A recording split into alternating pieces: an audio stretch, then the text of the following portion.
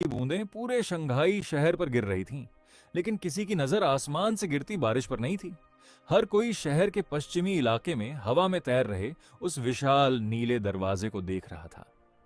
आज सुबह 5:42 पर वहां एक एस रैंक गेट खुला था। जितना बड़ा खतरा उतना बड़ा इनाम, यही नियम इस दुनिया का था।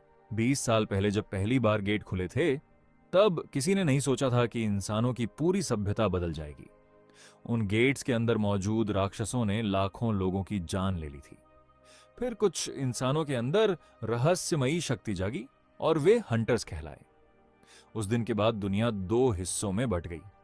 एक जो लड़ सकते थे और दूसरे जो सिर्फ उनकी सुरक्षा पर निर्भर थे। मैं पहले समूह में तो था, लेकिन इतना कमजोर कि दूसरे समूह से ज्यादा अलग भी नहीं था। मैं हमेशा की तरह ड्रैगन स्काई गिल्ड की गाड़ी के पास खड़ा अपने बैग की पट्टियां कस रहा था। मेरे बैग में मेरी जरूरत का सामान कम और पूरी टीम का सामान ज्यादा था। दर्जनों हीलिंग पोशंस, माना पोशंस, रस्सियां, इमरजेंसी किट्स और अतिरिक्त हथियार। इतना वजन उठाने के बाद भी मुझे सबसे पीछे चलना पड़ता था, क्योंकि अगर किसी जाल का शिकार कोई बने तो सबसे पहले मैं बनूं। अरे, हमारा बैकअप आ गया। मेरे कानों में वही जानी पहचानी हंसी गूंजी। मैंने सिर उठाकर देखा। लियू फेंग और चेनहाओ मेरी तरफ देखकर हंस रहे थे। चेनहाओ ने मेरी तलवार देखकर मुस्कुराते हुए कहा, इस खिलौने को हर रेड में क्यों लेकर आता है? सजावट के लिए? बाकी लोग जोर से हंस पड़े। मैंने कोई जवाब नहीं दिया, क्योंकि पिछले 3 सालों में मुझे एक बात अच्छी तरह समझ आ चुकी थी। कमजोर इंसान की सफाई कोई नहीं सुनता। तभी एक काली लग्जरी कार हमारे सामने आकर रुकी। दरवाजा खुला। झाओ तियानलोंग बाहर उतरा। ड्रैगन स्काई गिल्ड का युवा लीडर, एस रैंक हंटर। उसके चेहरे पर हमेशा की तरह वही घमंडी मुस्कान थी। उसने मेरी तरफ देखा, फिर बिना कुछ कहे मेरी पीठ पर लटका बैग थपथपा दिया। आज जरा ध्यान रखना, इतना महंगा सामान है, तुमसे ज्यादा इसकी कीमत है। उसकी बात पर पूरी टीम फिर हंसने लगी। मैं बस चुपचाप खड़ा रहा। अपमान अब मेरे लिए कोई नई बात नहीं थी। मेरी जेब में रखा पुराना मोबाइल अचानक बज उठा। स्क्रीन पर अस्पताल का नाम देखकर मेरा दिल तेजी से धड़कने लगा। मैं तुरंत भीड़ से थोड़ा दूर चला गया। हेलो। दूसरी तरफ डॉक्टर शेन थे।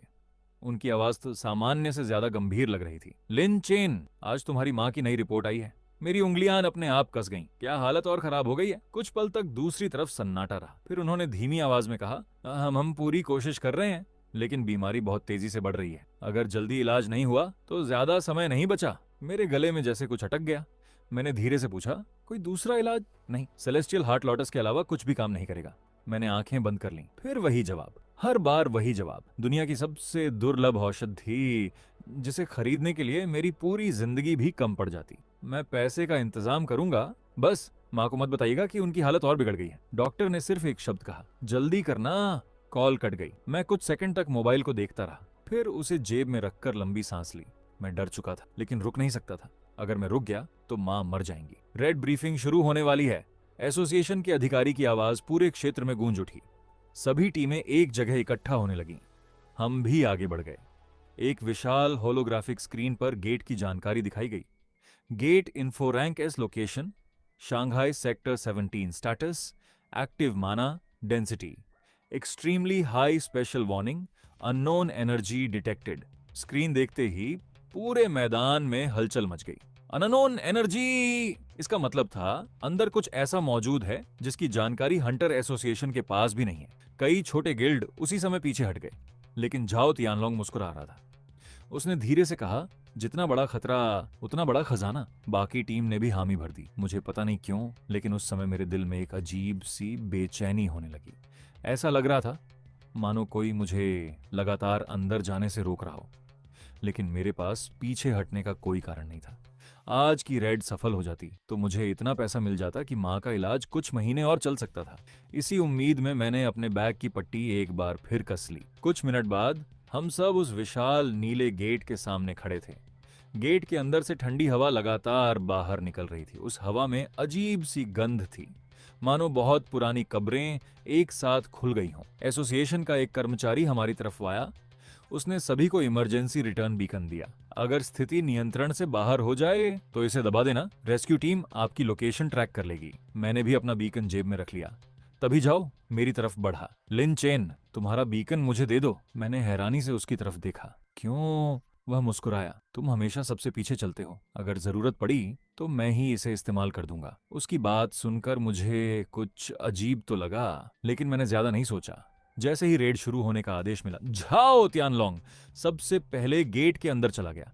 उसके पीछे लियू फेंग, चैन हाओ, वांग जिए, शू निंग, हान रुई, तांग चियाओ और हमेशा की तरह सबसे आखिर में मैं। जैसे ही मैंने गेट पार किया, एक तेज सफेद रोशनी मेरी आंखों पर छा गई। कुछ सेकंड बाद जब सब साफ दिखाई देने लगा तो मेरे कदम अपने आप रुक गए। हम किसी साधारण डंगन में नहीं थे। हमारे सामने कई किलोमीटर तक फैली एक विशाल भूमिगत दुनिया थी। ऊपर आसमान की जगह काली चट्टानों की छत थी।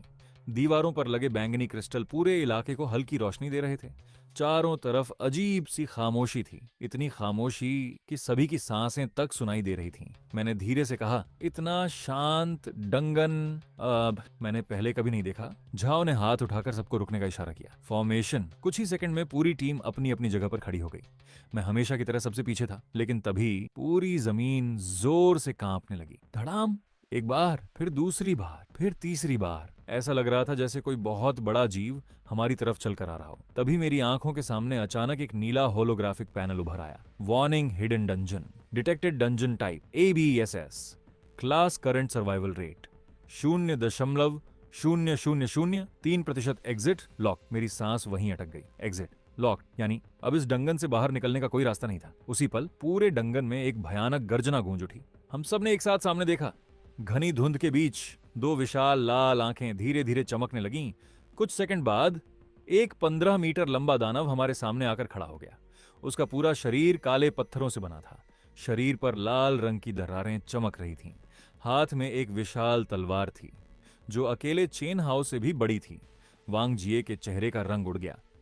ये क्या चीज है? तभी फिर एक सिस्टम विंडो दिखाई दी। Name, abyss guardian threat level, analysis failed. मैंने पहली बार ऐसा देखा था। सिस्टम किसी भी मॉन्स्टर की जानकारी देने में कभी असफल नहीं हुआ था, लेकिन इस बार वह भी उसे पहचान नहीं पाया। हमला करो! झाओ के आदेश के साथ ही पूरी टीम एक साथ आगे बढ़ गई। आग, बिजली, बर्फ, तीर, तलवारों की ऊर्जा, हर तरफ धमाके ही धमाके होने लगे। लेकिन जब धुआं छंटा तो दानव अपनी जगह से 1 इंच भी नहीं हिला था। उसके शरीर पर एक खरोंच तक नहीं आई। नामुमकिन! हान रुई की आवाज कांप गई। अगले ही पल दानव ने अपनी तलवार उठाई। बस एक बार पूरी जमीन 2 हिस्सों में बट गई। हमारी टीम के 2 हंटर उस वार की चपेट में आ गए। उनके शरीर पल भर में गायब हो गए। न कोई चीख, न कोई लाश, सिर्फ खून। मैं वहीं जम गया। पहली बार मौत को इतना करीब से देख रहा था। झाओ गुस्से से चिल्लाया, पीछे हटो! हम सब अलग अलग दिशाओं में भागने लगे, लेकिन तभी मेरी नजर दूर दीवार पर गई। वहां बैंगनी रंग की कई रहस्यमयी रून चमक रही थीं। हर बार जब वे चमकती, दानव के शरीर की लाल दरारें भी चमक उठती। मैंने ध्यान से देखा। दोनों की चमक एक साथ हो रही थी। मेरे दिमाग में अचानक एक बात आई, इसकी ताकत उन रून से जुड़ी हुई है। मैं तुरंत झाओ की तरफ भागा। मुझे लगता है अगर मेरी बात पूरी होने से पहले ही उसने मुझे जोर से धक्का दे दिया। चुप रहो, एक E रैंक मुझे लड़ना सिखाएगा? बाकी लोग भी मेरी तरफ देखकर हंस पड़े। उसी समय दानव की नजर मेरी तरफ घूम गई। उसने धीरे धीरे अपना सिर झुकाया और सीधे मेरी तरफ चलना शुरू कर दिया। मैंने तलवार कसकर पकड़ ली। मेरे पैर कांप रहे थे। मैं जानता था अगर उसने एक भी वार कर दिया तो मैं बच नहीं पाऊंगा। लेकिन तभी झाओ की आवाज मेरे कानों में पड़ी। सब लोग, यही मौका है। मैंने उसकी तरफ देखा। उसके चेहरे पर डर नहीं था, बल्कि एक अजीब सी मुस्कान थी। अगले ही पल उसने पूरी टीम की तरफ देखकर कहा, इसे यहीं छोड़ दो। मेरे कानों को अपनी ही सुनाई बात पर यकीन नहीं हुआ। लियू फेंग मुस्कुराया, वैसे भी यही तो हमारा बैकअप है। चेन हाओ ने बिना हिचकिचाए पीछे हटते हुए कहा, अगर ये मरेगा यह तो हमें भागने का समय मिल जाएगा। मेरे हाथ सुन्न पड़ गए। मैंने शू निंग की तरफ देखा। एक पल के लिए लगा वह मेरा साथ देगी, लेकिन उसने भी धीरे धीरे अपनी नजरें झुका लीं और बाकी लोगों के साथ पीछे हट गई। उस पल मुझे समझ आ गया, मैं कभी इस टीम का हिस्सा था ही नहीं। मैं सिर्फ एक जिंदा ढाल था जिसे सही समय आने पर फेंक दिया गया। झाओ ने आखिरी बार मेरी तरफ देखकर मुस्कुराते हुए कहा, तुम्हारी माँ के इलाज का सपना यहीं खत्म हो जाएगा। अगले ही पल उन्होंने बाहर जाने वाले रास्ते की तरफ दौड़ लगा दी और मैं उस 15 मीटर लंबे दानव के सामने अकेला खड़ा रह गया। दानव ने अपनी विशाल तलवार उठाई, पूरी ताकत से मेरी तरफ वार कर दिया। पूरा डंगन कांप उठा। दानव की लाल आंखें अब सिर्फ मुझे देख रही थीं। बाकी पूरी टीम उसके लिए जैसे मौजूद ही नहीं थी। उसने अपनी विशाल तलवार जमीन पर घसीटी। पत्थर चिंगारियों के साथ टूटने लगे। हर कदम के साथ पूरी गुफा कांप रही थी। मैंने अपनी तलवार कसकर पकड़ ली। मुझे अच्छी तरह पता था, अगर मैं भागा तो भी मरूंगा, अगर लड़ा तो भी मरूंगा, लेकिन मरने से पहले मैं कम से कम कोशिश जरूर करना चाहता था। उसी समय झाओ तियानलोंग की आवाज मेरे पीछे से आई, सभी लोग पीछे हटो। मैंने सोचा शायद वही कोई नई रणनीति बना रहा है, लेकिन अगले ही पल उसने मेरी तरफ देखकर मुस्कुराते हुए कहा, लिन चेन, अब तुम्हारे असली काम का समय आ गया है। मेरे दिल की धड़कन एक पल के लिए रुक गई। क्या मतलब? चेन हाँ हंस पड़ा। इतने सालों से तुम्हें साथ क्यों रखा था, आज समझ जाओगे। लिू फेंग ने अपने बैग से एक सुनहरे रंग का जादुई स्क्रॉल निकाला। उस पर अनगिनत प्राचीन रून बने हुए थे। मैंने उसे देखते ही पहचान लिया। Emergency spatial escape scroll. यह एक बेहद दुर्लभ आर्टिफैक्ट था। इसे इस्तेमाल करके पूरी टीम डंगन से बाहर निकल सकती थी, लेकिन उस पर साफ लिखा था मैक्सिमम टारगेट्स। 6, हम कुल 7 लोग थे। उस पल मुझे सब समझ आ गया। मैंने धीरे से कहा, सिगी, तो इसलिए तुमने मेरा बीकन लिया था।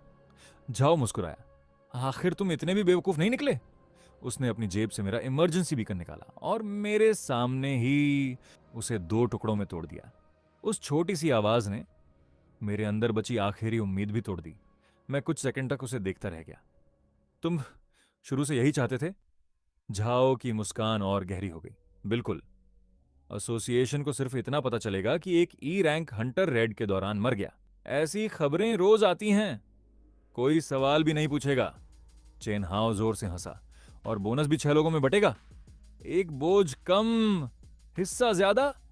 मेरी मुट्ठियां अपने आप कस गईं। 3 साल मैंने इन लोगों के लिए अपनी जान जोखिम में डाली।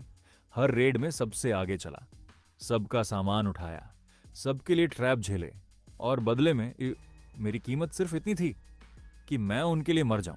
मैंने आखिरी उम्मीद के साथ शू निंग की तरफ देखा। उसने कई बार मेरी जान बचाई थी। मुझे लगा शायद वह विरोध करेगी, लेकिन उसने सिर्फ एक बार मेरी आंखों में देखा, फिर धीरे धीरे अपनी नजरें झुका लीं। उसकी खामोशी मेरे लिए किसी तलवार से कम नहीं थी। झाओ ने स्क्रॉल खोल दिया। सुनहरी रोशनी पूरे डंगन में फैल गई। Emergency escape artifact target selected. 6 teleportation begins. 10-9-8। मैं पूरी ताकत से उनकी तरफ दौड़ा। रुको, मुझे भी साथ ले चलो। लेकिन चेन हाओ ने मुझे जोर से लात मारकर पीछे फेंक दिया। मैं कई मीटर दूर पत्थरों पर जा गिरा। मेरी पीठ में तेज दर्द उठा। लिू फेंग ने हंसते हुए कहा, कमजोर लोग आखिर इसी काम आते हैं। कम से कम हमारी मौत तो रोक सकते हैं। दानव की गर्जना और भी करीब आ चुकी थी। उसने अपनी विशाल तलवार दोनों हाथों से उठाई। पूरा डंगन उसकी शक्ति से कांपने लगा। मैंने एक बार फिर झाओ की तरफ देखा। मेरी माँ, वो अकेली है, कृपया मुझे मरने के लिए मत छोड़ो। झाओ की आंखों में जरा भी दया नहीं थी। उसने ठंडी आवाज में कहा, तुम्हारी माँ अब ज्यादा दिन वैसे भी नहीं जींगी, और तुम आज यहीं मरोगे। 3, 2, 1। सुनहरी रोशनी तेज होती चली गई। अगले ही पल झाओ, तियानलोंग, चेन हाओ, लिू फेंग, वांगजिए, हानरुई और शू निंग मेरी आंखों के सामने से गायब हो गए। दानव ने मेरी तरफ देखा, फिर पूरी ताकत से अपनी तलवार नीचे उतार दी। मैंने आंखें बंद कर लीं। माँ, मैं माफी चाहता हूं। लेकिन तलवार मेरे शरीर तक पहुंचती उससे पहले वह जमीन से टकराई। पूरा डंगन हिल उठा। मेरे पैरों के नीचे की जमीन अचानक टूटने लगी। एक विशाल दरार मेरे नीचे खुल गई। मैं संतुलन खो बैठा। मेरे हाथ किसी पत्थर को पकड़ने की कोशिश कर रहे थे, लेकिन सब बेकार था। मैं सीधे उस अंतहीन अंधेरे में गिरने लगा। ऊपर देखा तो दानव दरार के किनारे खड़ा मुझे देख रहा था, लेकिन उसने मेरा पीछा नहीं किया, जैसे वह जानता हो कि नीचे जो मेरा इंतजार कर रहा है वह उससे भी ज्यादा खतरनाक है। मैं लगातार नीचे गिरता जा रहा था। चारों तरफ सिर्फ अंधेरा था, और फिर पहली बार मेरी आंखों के सामने एक नीला होलोग्राफिक पैनल चमका। Hidden condition cleared requirement, the one abandoned by all status, completed unique qualification confirmed, synchronising. जब मेरी आंख खुली तो सबसे पहले मुझे अपने शरीर का दर्द महसूस हुआ। ऐसा लग रहा था जैसे मेरी हर हड्डी टूट चुकी हो। मैंने उठने की कोशिश की, लेकिन तेज दर्द की वजह से वापस जमीन पर गिर पड़ा। कुछ देर बाद मैंने गहरी सांस ली और धीरे धीरे अपने आसपास देखा। मैं किसी गुफा में नहीं था। ये जगह बिल्कुल अलग थी। मेरे ऊपर काला आसमान फैला हुआ था, लेकिन उसमें न सूरज था, न चांद, न तारे।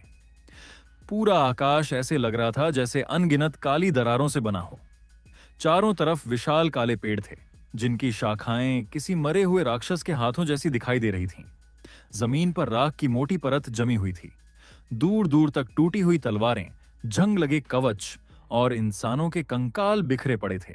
हर तरफ मौत की गंध थी। मैंने खुद से पूछा, मैं जिंदा हूं? मुझे साफ याद था, मैं हजारों मीटर गहराई में गिरा था। ऐसी ऊंचाई से गिरकर कोई इंसान बच नहीं सकता।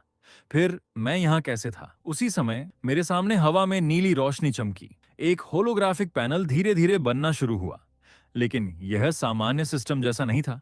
इसका रंग गहरा नीला नहीं, बल्कि काला और बैंगनी था। System online host confirmed, qualification accepted, initializing 0%, 15%, 39%, 67%, 100%। मेरी धड़कन तेज हो गई। ये क्या है? अगले ही पल दूसरा पैनल खुला। Unique system, acquired ABS evolution system, only one host exists। मैं कुछ समझ पाता उससे पहले मेरे सिर में असहनीय दर्द शुरू हो गया। ऐसा लगा जैसे हजारों यादें एक साथ मेरे दिमाग में जबरदस्ती भरी जा रही हों। मैं दर्द से चिल्ला उठा। कुछ मिनट बाद दर्द धीरे धीरे कम हुआ। मेरी सांसें तेज चल रही थीं। तभी एक और संदेश सामने आया। Welcome successor, you are the first human who fulfilled the condition, the one abandoned by all. मैंने स्क्रीन को घूरते हुए पूछा, तुम कौन हो? कोई जवाब नहीं आया, सिर्फ अगला संदेश दिखाई दिया। Current status name Linchen level 1 rank, E title none, HP critical mana 3%। मैं कड़वी हंसी हंस पड़ा। इतना सब होने के बाद भी मैं अभी भी ई रैंक ही था।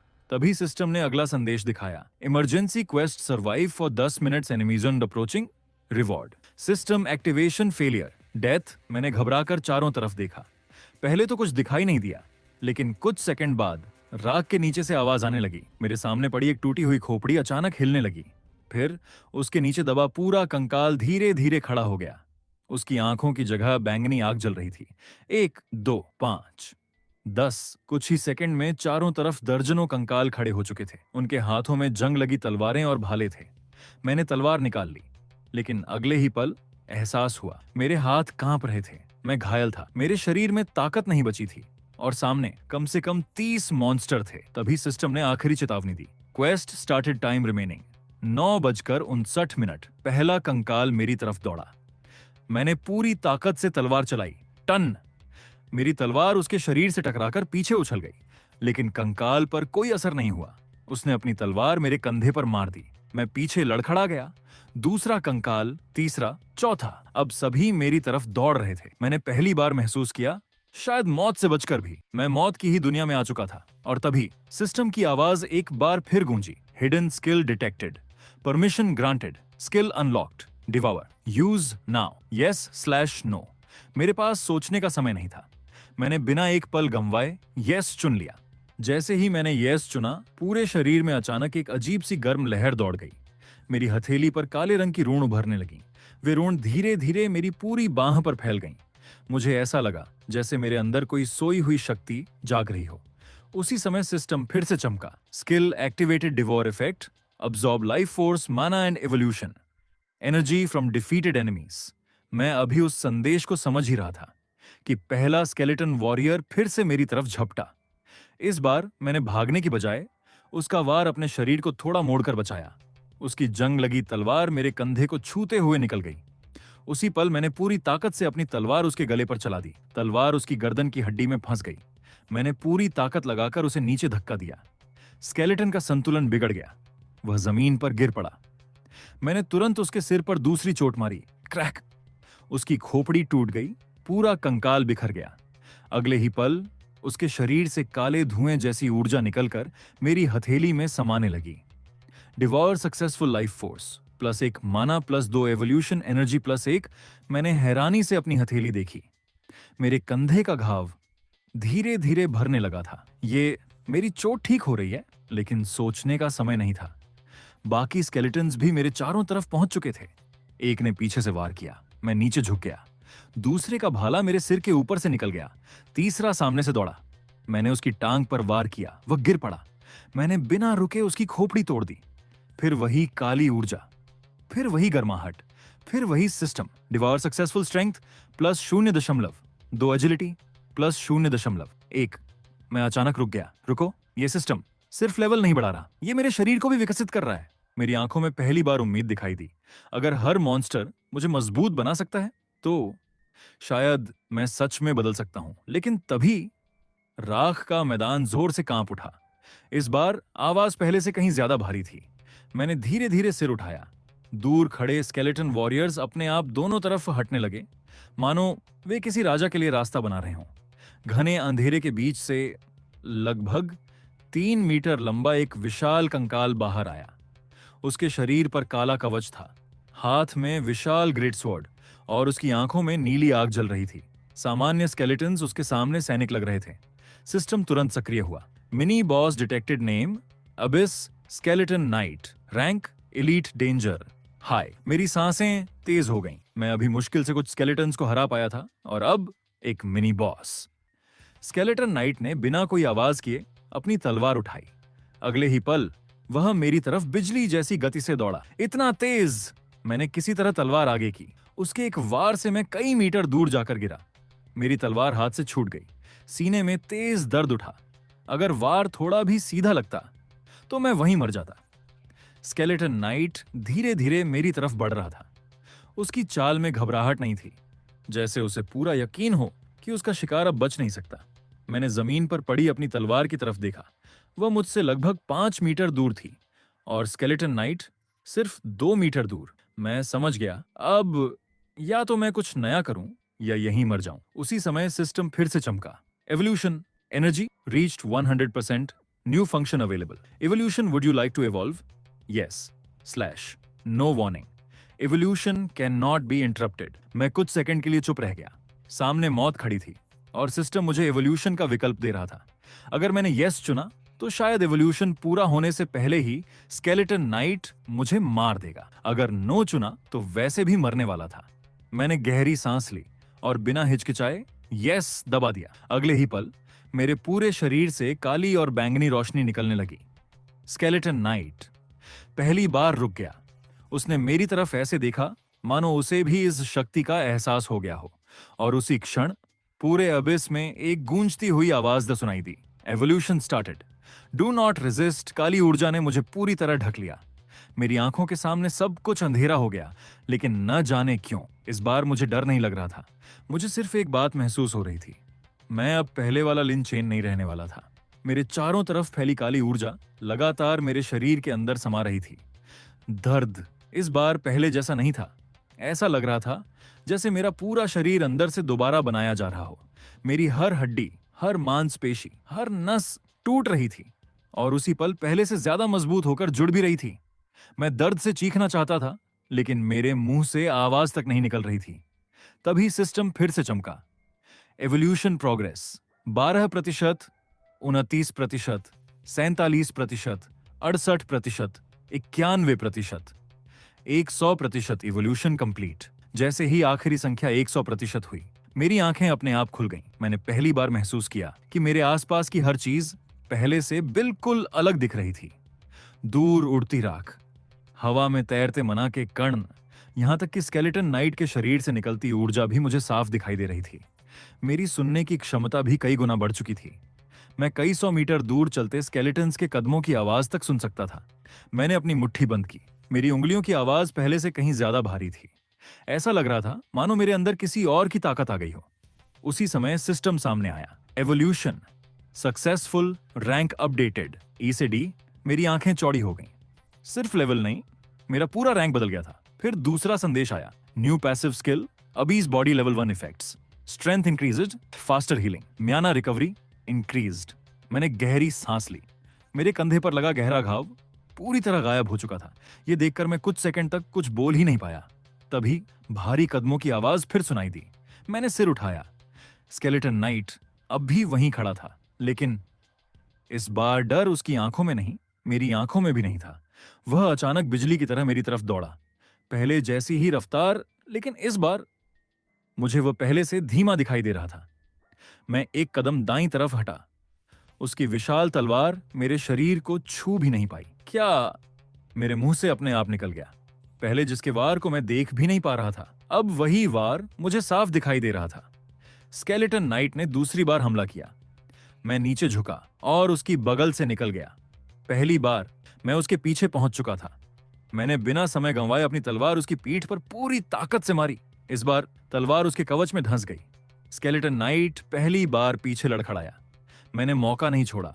दूसरा वार, तीसरा वार, चौथा वार, लगातार हमले होने लगे। लेकिन तभी उसने घूमकर अपनी विशाल मुट्ठी मेरे सीने पर दे मारी। मैं कई मीटर दूर जाकर गिरा। मेरे मुंह से खून निकल आया। मैं समझ गया, भले ही मैं पहले से मजबूत हो गया था, लेकिन वह अभी भी मुझसे ज्यादा शक्तिशाली था। तभी सिस्टम फिर चमका। Combat analysis complete, enemy weak point, found target, neck core. मेरी नजर स्केलेटन नाइट की गर्दन पर गई। कवच के नीचे एक छोटी सी नीली चमक दिखाई दे रही थी। यही इसका कोर है। मैंने तलवार कसकर पकड़ ली। स्केलेटन नाइट तीसरी बार मेरी तरफ दौड़ा, लेकिन इस बार मैं उसकी तरफ भागा। हम दोनों के बीच की दूरी तेजी से कम होने लगी। 10 मीटर, 5 मीटर, 3 मीटर। जैसे ही उसने तलवार उठाई, मैं जमीन पर फिसल गया। उसका वार मेरे सिर के ऊपर से निकल गया। अगले ही पल मैं उसकी गर्दन के बिल्कुल नीचे पहुंच चुका था। मैंने पूरी ताकत, पूरा गुस्सा और अपनी मां को बचाने की पूरी उम्मीद एक ही वार में डाल दी। तलवार सीधी उसके कोर में धंस गई। स्केलेटन नाइट वहीं रुक गया। उसकी आंखों में जल रही नीली आग अचानक कांपने लगी। कुछ सेकंड बाद उसका पूरा शरीर दरारों से भर गया और अगले ही पल वह हजारों टुकड़ों में टूटकर बिखर गया। पूरे मैदान में सन्नाटा छा गया। मैं भारी सांसें लेते हुए वहीं खड़ा था। फिर उसके शरीर से पहले से कहीं ज्यादा विशाल काली ऊर्जा निकलकर मेरी तरफ आने लगी। मैं समझ गया, यह अब तक की सबसे बड़ी शक्ति थी, लेकिन मुझे बिल्कुल अंदाजा नहीं था कि यह ऊर्जा सिर्फ मेरा लेवल नहीं, बल्कि मेरी किस्मत भी बदलने वाली थी। तभी सिस्टम एक बार फिर चमका। Elite, enemy defeated, calculating rewards. और अगले ही पल पूरे आकाश में बैंगनी बिजली चमक उठी। बैंगनी बिजली पूरे काले आसमान में फैल गई। ऐसा लग रहा था मानो पूरे अबिस ने मेरी जीत को महसूस कर लिया हो। मैं अभी भी भारी सांसें ले रहा था। मेरे हाथ कांप रहे थे। यह पहली बार था जब मैंने अपने दम पर किसी एलीट मॉन्स्टर को हराया था, लेकिन असली हैरानी अभी बाकी थी। स्केलेटन नाइट के टूटे हुए शरीर से निकलती काली ऊर्जा अचानक रुक गई। फिर वह एक जगह इकट्ठा होने लगी। कुछ ही सेकंड में मेरे सामने एक काला क्रिस्टल बन गया। सिस्टम तुरंत सक्रिय हो गया। Elite reward detected Abish core compatibility scan. 100%। मैंने धीरे धीरे उस काले क्रिस्टल को उठाया। जैसे ही वह मेरी हथेली से छुआ, वह धुएं में बदलकर मेरे शरीर के अंदर समा गया। अगले ही पल असहनीय दर्द फिर शुरू हो गया, लेकिन इस बार दर्द के साथ मेरे दिमाग में कुछ अजीब दृश्य भी आने लगे। मैंने देखा एक विशाल युद्ध, हजारों राक्षस, आसमान तक पहुंचने वाले दैत्य और उनके सामने काले कवच में खड़ा एक अकेला योद्धा। उसके हाथ में काली तलवार थी। उसकी आंखें बैंगनी चमक रही थीं। वह अकेला पूरी सेना को काट रहा था।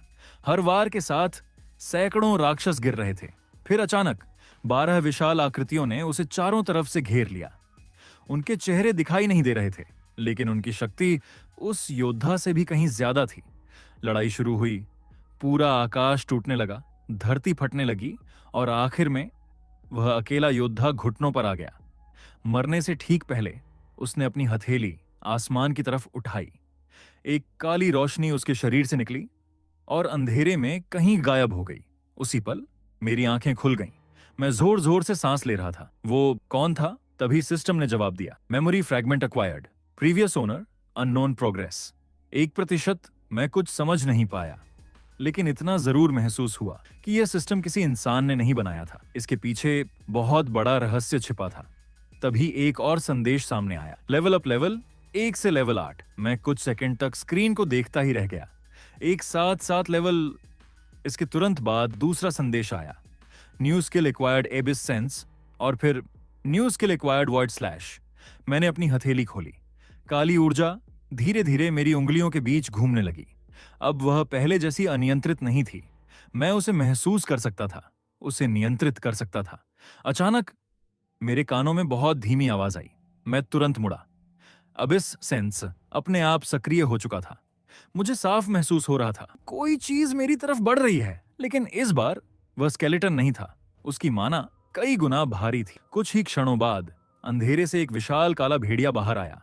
उसकी ऊंचाई लगभग 3 मीटर थी, आंखें खून की तरह लाल, पूरे शरीर से काला धुआं निकल रहा था। सिस्टम तुरंत चमका। Monster detected, abyss dire wolf rank elite. मैंने तलवार पकड़ ली, लेकिन इस बार मेरे चेहरे पर डर नहीं था। भेड़िया दहाड़ते हुए मेरी तरफ झपटा। पहले मैं शायद भाग जाता, लेकिन अब मैंने वहीं खड़े होकर अपनी तलवार उठाई। अगर मुझे इस नरक से बाहर निकलना है तो मुझे हर उस चीज को हराना होगा जो मेरे रास्ते में आएगी। जैसे ही भेड़िया मेरे सामने पहुंचा, मैंने पहली बार अपना नया कौशल इस्तेमाल किया। Skill activated void slash. मेरी तलवार पर काली ऊर्जा लिपट गई। मैंने एक ही वार किया, अगले ही पल पूरे मैदान में सन्नाटा छा गया। भेड़िया वहीं रुक गया। उसकी लाल आंखें धीरे धीरे बुझने लगीं। फिर उसका शरीर बीच से 2 हिस्सों में बंट गया। मैं खुद कुछ सेकंड तक अपनी तलवार को देखता रह गया। ये मैंने किया, लेकिन मेरी हैरानी वहीं खत्म नहीं हुई। भेड़िए के मरते ही दूर दूर तक फैले पूरे जंगल में सैकड़ों लाल आंखें एक साथ चमक उठीं। मैंने धीरे धीरे सिर उठाया। पेड़ों के पीछे, चट्टानों के ऊपर और अंधेरे के भीतर अनगिनत मॉन्स्टर मुझे देख रहे थे। ऐसा लग रहा था जैसे मेरी मौजूदगी अब पूरे एबिस को पता चल चुकी हो। मैंने अपनी तलवार मजबूती से पकड़ ली। अब वापस लौटने का कोई रास्ता नहीं था। अगर मुझे अपनी मां तक दोबारा पहुंचना था तो पहले मुझे इस पूरे अबिस को जीतना होगा। उस रात मैंने पहली बार समझा कि स्केलेटन नाइट सिर्फ शुरुआत था। मेरे सामने जितनी भी लाल आंखें चमक रही थीं, वे धीरे धीरे मेरी तरफ बढ़ने लगीं। 1, 10, 50, फिर सैकड़ों। पूरा जंगल गुर्राने की आवाजों से भर गया। मैंने अपनी तलवार कसकर पकड़ ली। भागना चाहता तो भी भाग नहीं सकता था। मेरे पीछे गहरी खाई थी और सामने मौत। मैंने गहरी सांस ली। अगर आज बच गया तो कल पहले से ज्यादा मजबूत बनूंगा। इतना कहकर मैं खुद ही उनकी तरफ दौड़ पड़ा। पहला एबिस वुल्फ मेरे ऊपर झपटा। मैंने बिना रुके वॉइड स्लैश इस्तेमाल किया। काली ऊर्जा हवा को चीरती हुई निकली। भेड़िया 2 टुकड़ों में बंट गया, लेकिन उसके गिरते ही 3 और मेरी तरफ कूद पड़े। मैंने एक का पंजा रोका, दूसरे ने मेरी बांह पर गहरा घाव कर दिया, तीसरे ने मुझे जमीन पर गिरा दिया। मैंने दर्द सहते हुए उसकी गर्दन पकड़ ली। उसी पल मेरी हथेली पर बनी काली रून चमक उठी। Skill activated devour. भेड़िए का शरीर मेरी पकड़ में सूखने लगा। उसकी लाइफ फोर्स सीधे मेरे अंदर समा गई। उसकी चीख पूरे जंगल में गूंज उठी। कुछ सेकंड बाद उसका शरीर राख बन गया। मेरे हाथ का घाव भी लगभग भर चुका था। मैंने पहली बार महसूस किया डिवॉर सिर्फ शक्ति नहीं चुराता था, वह मेरी चोटें भी ठीक कर सकता था। अगले 1 घंटे तक मैं लगातार लड़ता रहा। तलवार चलाते चलाते मेरी हथेलियां फट गईं, सांसें टूटने लगीं, कपड़े पूरी तरह खून से भीग चुके थे। लेकिन हर मॉन्स्टर के साथ मैं थोड़ा और तेज, थोड़ा और मजबूत होता जा रहा था। सिस्टम लगातार संदेश दिखा रहा था। लेवल अप लेवल 9, कुछ मिनट बाद लेवल अप लेवल 10, फिर लेवल अप लेवल 11। मैंने कभी नहीं सोचा था कि लेवल बढ़ना इतना अलग महसूस होगा। मेरी सांसें हल्की हो गई थीं, शरीर पहले से कई गुना हल्का लग रहा था। दृष्टि और भी तेज हो चुकी थी। सुबह जैसी हल्की बैंगनी रोशनी पूरे जंगल में फैलने लगी। मैंने पहली बार महसूस किया कि अबिस में भी समय चलता है, लेकिन यहां सूरज नहीं निकलता था। आसमान की विशाल दरारों से बैंगनी रोशनी नीचे आती थी। मैं आगे बढ़ने लगा। कुछ किलोमीटर चलने के बाद अचानक जंगल खत्म हो गया। मेरे सामने जो था उसे देखकर मेरे कदम अपने आप रुक गए। मेरे सामने एक पूरा शहर था, लेकिन वह शहर जिंदा नहीं था। हजारों साल पुराने टूटे हुए महल, काली पत्थर की सड़कें, विशाल मूर्तियां जिनके सिर कटे हुए थे, चारों तरफ टूटे हुए हथियार पड़े थे। ऐसा लग रहा था जैसे कभी यहां कोई महान साम्राज्य था जो अब सिर्फ खंडहर बनकर रह गया था। मैं धीरे धीरे शहर के अंदर गया। अचानक सिस्टम चमक उठा। New area discovered, city of the unsung the dead. मैंने चारों तरफ देखा। पूरा शहर खाली था, लेकिन पता नहीं क्यों मुझे लगातार ऐसा महसूस हो रहा था कि कोई मुझे देख रहा है। मैं एक टूटी हुई इमारत के पास पहुंचा। उसकी दीवार पर अजीब भाषा में कुछ लिखा था। मैं उसे पढ़ नहीं पा रहा था, लेकिन जैसे ही मैंने उस पर हाथ रखा, मेरे सिर में तेज दर्द शुरू हो गया। अचानक मेरे सामने एक दृश्य उभर आया। मैंने देखा यही शहर, लेकिन पूरी तरह जिंदा। सड़कों पर हजारों लोग, विशाल सेना, आसमान में उड़ते ड्रैगन और उसी काले कवच वाला योद्धा जिसे मैंने मेमोरी फ्रैगमेंट में देखा था। पूरे शहर के लोग उसके सामने घुटनों पर झुके हुए थे। वे एक ही नाम पुकार रहे थे, मॉनार्क। दृश्य अचानक टूट गया। मैं हांफते हुए पीछे हट गया। ये क्या था? उसी समय सिस्टम सामने आया। Memory fragment, synchronised current progress 3%। मैं कुछ समझ नहीं पाया, लेकिन अब एक बात साफ थी। जिस व्यक्ति की यादें मुझे दिखाई जा रही थीं, उसका इस शहर से गहरा संबंध था, और शायद इस पूरे एबिस से भी। मैं अभी सोच ही रहा था कि अचानक पूरी सड़क जोर से कांप उठी। ये कदमों की आवाज थी, लेकिन इतनी भारी कि हर कदम पर पूरी जमीन हिल रही थी। मैंने धीरे धीरे पीछे मुड़कर देखा। दूर शहर के मुख्य द्वार से लगभग 10 फीट लंबे काले कवच पहने सैनिक एक एक करके अंदर आ रहे थे। उनकी आंखों में नीली आग जल रही थी। हर एक के हाथ में विशाल भाला था, और उनकी संख्या कम से कम 1000। तभी सिस्टम ने चेतावनी दी, warning, the royal guard has detected your presence. मैंने अनायास अपनी तलवार और मजबूती से पकड़ ली, लेकिन अगले ही पल उन 1000 सैनिकों के पीछे से एक और आकृति बाहर आई। इस बार उसके सिर पर काला मुकुट था, और उसके शरीर से निकल रही माना स्केलेटन नाइट से भी कई गुना ज्यादा भयानक थी। उस काले मुकुट वाले योद्धा को देखते ही मेरे पूरे शरीर में सिहरन दौड़ गई। वह बाकी सैनिकों जैसा नहीं था। बाकी सभी उसके पीछे बिल्कुल स्थिर खड़े थे, जैसे वे सिर्फ उसके एक इशारे का इंतजार कर रहे हों। उसकी आंखों में नीली नहीं, बल्कि गहरी सुनहरी लौ जल रही थी। वह धीरे धीरे मेरी तरफ बढ़ा। हर कदम के साथ टूटी हुई सड़क में दरारें पड़ रही थीं। मैंने तलवार तैयार कर ली, लेकिन आश्चर्य की बात, उसने हमला नहीं किया। वह मुझसे से लगभग 10 कदम दूर रुक गया। फिर पहली बार उसने मुंह खोला। उसकी आवाज भारी और सदियों पुरानी लग रही थी। एक इंसान। मैं एक पल के लिए जड़ हो गया। तुम बोल सकते हो? उसने मेरी बात का जवाब नहीं दिया। वह मेरी आंखों में देखता रहा। अचानक उसकी नजर मेरे दाएं हाथ पर बनी काली रून पर पड़ी। उसका चेहरा पहली बार बदल गया। आश्चर्य और फिर अविश्वास। यह चिन्ह तुम्हारे पास कैसे है? मैं कुछ समझ नहीं पाया। कौन सा चिन्ह? वह कुछ सेकंड तक चुप रहा। फिर उसने अपना विशाल भाला जमीन में गाड़ दिया। उसके पीछे खड़े 1000 सैनिक भी एक साथ घुटनों पर बैठ गए। पूरा शहर अचानक शांत हो गया। मैंने हैरानी से चारों तरफ देखा। यह क्या हो रहा था? तभी सिस्टम मेरे सामने चमका। Hidden event triggered, the last royal guardian. मैंने स्क्रीन पढ़ी ही थी कि सामने खड़े योद्धा ने फिर कहा, मेरा नाम वेई लुओ था। मैं अबिस एम्पायर की रॉयल गार्ड का कमांडर था। उसने टूटे हुए महलों की तरफ देखा। उसकी आवाज में पहली बार दर्द था। लेकिन हम अपने राजा की रक्षा नहीं कर सके। मैंने धीरे से पूछा, तुम्हारा राजा कौन था? वेई लुओ ने मेरी तरफ देखा, फिर एक घुटने पर बैठ गया। अबिस मॉनर्क। मेरी सांस रुक गई। यही नाम मैं मेमोरी फ्रैगमेंट में सुन चुका था। वेई लुओ ने आगे कहा, हजारों वर्ष पहले 12 शासकों ने हमारे साम्राज्य पर हमला किया। राजा ने अकेले पूरी दुनिया की रक्षा की, लेकिन अंत में उन्हें धोखा दिया गया। धोखा। यह शब्द सुनते ही मुझे झाओ तियानलोंग का चेहरा याद आ गया। मेरी मुट्ठियां अपने आप कस गईं।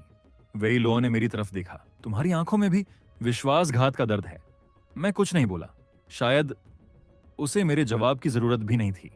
तभी सिस्टम फिर चमका। Special trial available, the trial of the royal guard reward, royal abyss blade failure, death accept, yes no. मैंने बिना सोचे यस दबा दिया। अगले ही पल वेई लुओ खड़ा हो गया। उसने अपना भाला उठा लिया। उसकी आंखों की सुनहरी लौ और तेज हो गई। अगर तुम सच में उसके उत्तराधिकारी बनना चाहते हो तो मुझे हराओ।